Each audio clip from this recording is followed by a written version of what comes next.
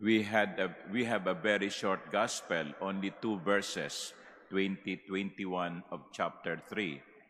And in this short gospel, Jesus is portrayed as surrounded by 2 types of people. One is the crowd. They gather around him because they want something from him. They want to be healed. They want to be fed. They want to be taught. They need Jesus. That is one group of people around Jesus. Or they probably simply, they want to be with Jesus. Gusto lang nilang mapalapit kay Jesus. The second group or type of people is the relatives of the Lord.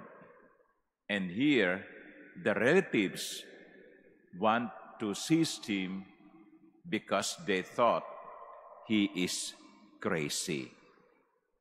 Nasisiraan ng ulo. Dalawang grupo ng tao. Ang unang grupo, hanga at gustong mapalapit kay Jesus. Ang pangalawang grupo, hindi humahanga at iniisip na nasisiraan ng ulo. They thought he is crazy. Another word for crazy is abnormal. We joke about it. Abnormal ka talaga, no?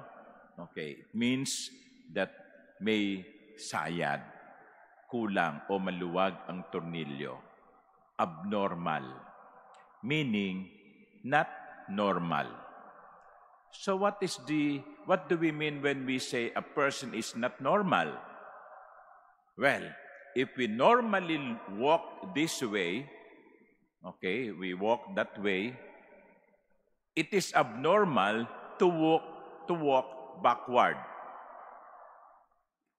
Subukan nyo nga, mamaya, pag uwi nyo, no?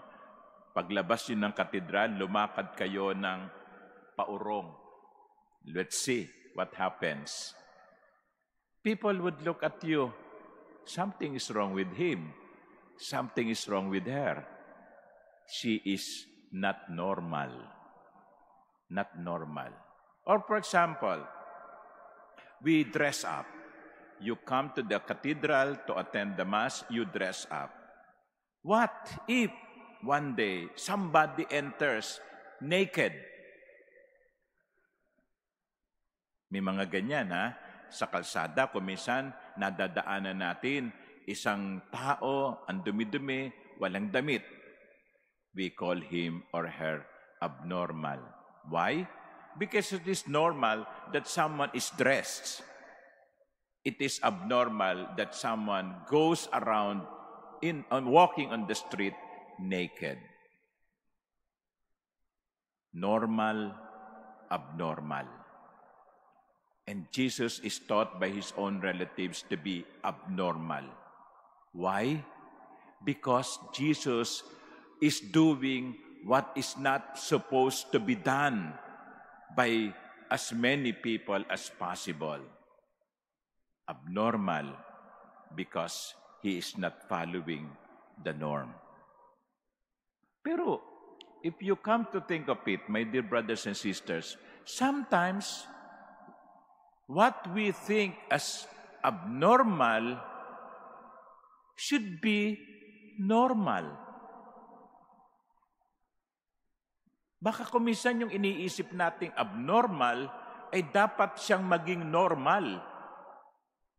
Halimbawa, kung nagtatrabaho ka sa isang opisina at sa opisinang iyon ay garapal ang pangungurakot at pagnanakaw, kapag hindi ka nagnanakaw, sasabihin sa iyo ng mga kasamahan mo, abnormal ka, no? Eto na yung pera, dumadating na sa iyo, bakit ayaw mo pang tanggapin? Pero baka ang normal ay hindi mo tanggapin sapagkat hindi tama. Dahil hindi porke ginagawa ng marami ay tama. Hindi porke ginagawa ng marami ay normal. Kung lahat tayo ay magkaroon ng lagnat, ubuhin, nagiging normal ba ang ubo, ang lagnat, dahil marami ang may sakit? Hindi. Kaya nga pinag-iingat tayo.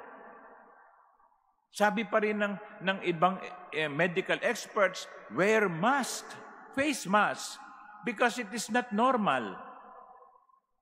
And that seems to be the problem. But what we think is abnormal should be normal. And what we think should be normal is actually abnormal. Jesus was like that. He did not follow the norm. Ang ginawa niya, hindi yung ginagawa ng marami, kundi kung ano ang tama. And that is why his relatives thought he is crazy. My dear brothers and sisters, are we normal? Are we abnormal? Are we crazy? Are we like Jesus? Amen.